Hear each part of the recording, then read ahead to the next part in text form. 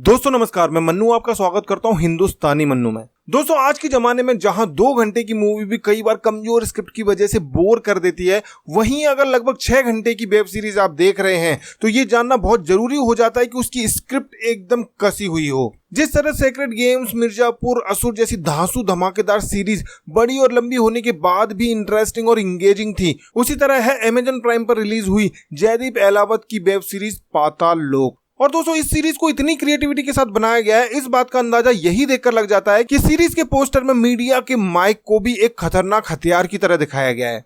हालांकि सीरीज बहुत बेहतरीन है, सीरियस इशू को बड़ी बेबाकी के साथ उठाती है, लेकिन कुछ कमियां भी हैं। तो दोस्तों पहले बात करते हैं कहानी की।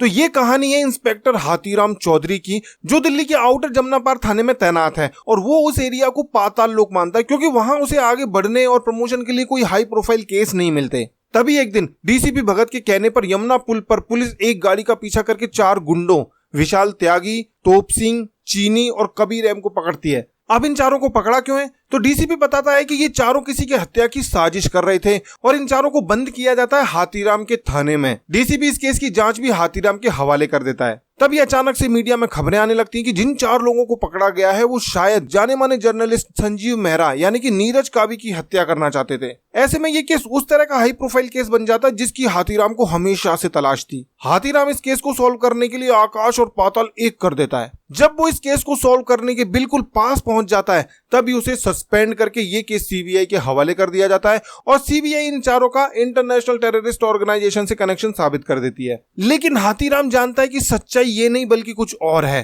तो दोस्तों सवाल ये पैदा होता है कि सस्पेंडेड हाथीराम कैसे सच्चाई का पता करेगा और क्या वाकई संजीव मेहरा की हत्या की साजिश रची जा रही थी या फिर मामला कुछ और था। ये सब जानने के लिए आपको देखनी होगी सस्पेंस और थ्रिल से भरी पाताल लोक। दोस्तों इस सीरीज के लगभग 9 एपिसोड हैं और हर एपिसोड लगभग 40 मिनट का है, फिर भी मजाल है कि आप बोर हो जाएं। पहले एपिसोड से सीरीज आपको बांध लेती है। सीरीज की स्क्रिप्ट सुदीप शर्मा, सागर हवेली, हार्दिक मेहता और गुंजी चोपड़ा ने मिलकर लिखी है और इतनी बढ़िया लिखी है कि एक के बाद एक दमदार सीन आते रहते हैं। पकड़े गए चारों आरोपियों के क्रिमिनल बनने की वजह और उनकी बैक स्टोरी बहुत ही दर्दनाक और शॉकिंग है। दोस्तों सीरीज का ये हिस्सा सबसे ज्यादा विचलित कर देने वाला है। देखकर लगता है कि देश कितना भी एजुकेटेड और मॉडर्न होने का दिखावा कर ले, लेकिन सिस्टम की रग रग में जाति और धर्म का जहर भरा हुआ है। बात करते हैं डायलॉग्स की, तो एक से बढ़कर एक सेंसिटिव, चुटीले और दमदार लिखे गए हैं। जैसे कि एक पुलिस वाला कहता है, कटुए को पकड़ने के लिए कटुए को भेजोगे तो यही होगा ना।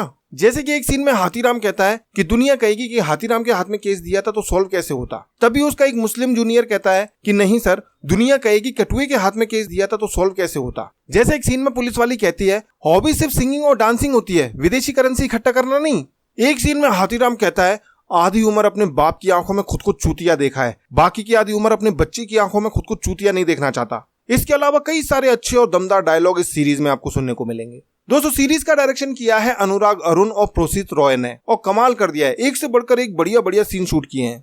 अब दोस्तों अगर एक्टिंग की बात करें तो जयदीप अहलावत ने हाथीराम चौधरी के कैरेक्टर में वो जबरदस्त एक्टिंग की है कि सालों तक लोग उन्हें भूल नहीं पाएंगे। हर सीन में वो सामने वाले को खा गए हैं। इधर संजीव मेहरा बने नीरज कावी ने ये साबित कर दिया है कि एक्टिंग में उनका कोई मुकाबला नहीं है। उनके एक्सप्रेशंस, उनकी डायलॉग डिलीवरी, उनकी बॉडी लैंग्वेज देखकर लगता है कि वो इस समय के one of the most talented actors में से एक हैं। विशाल त्यागी बने अभिषेक बनर्जी, कबीर एम बने आसिफ खान, तोप सिंह बने जगजीत संधू की एक्टिंग अच्छी होने के बावजूद भी उन्हें सीन बहुत कम मिले हैं। अब दोस्तों बात करते हैं सीरीज की कुछ कमियों की। तो आमतौर पर देखा जाता है कि किसी केस का इन्वेस्टिगेशन होता है, आरोपी को पकड़ा जाता है और फिर बाकी की कहानी आरोपी खुद उगल देता है। लेकिन इस सीरीज में आरोपी पहले पकड़े गए, लेकिन फिर भी बजाय उनको कोई कष्ट देने के पुलिस सारी जानकारी के लिए खाक छानती फिरती है। इधर राजवीर गुर्जर और ज्वाला गुर्जर के रोल में जिन बड़े बड़े पेट वाले थुलथुल एक्टर्स को लिया गया है वो उस रोल के लिए बिल्कुल भी सूट नहीं करते। इधर हाथीराम के लड़के को उसके क्लासमेट सिर्फ इसलिए चढ़ाते हैं क्योंकि उसके बाप का नाम हाथीराम है और इस वजह से वो अपने बाप से नफरत करने लगता है।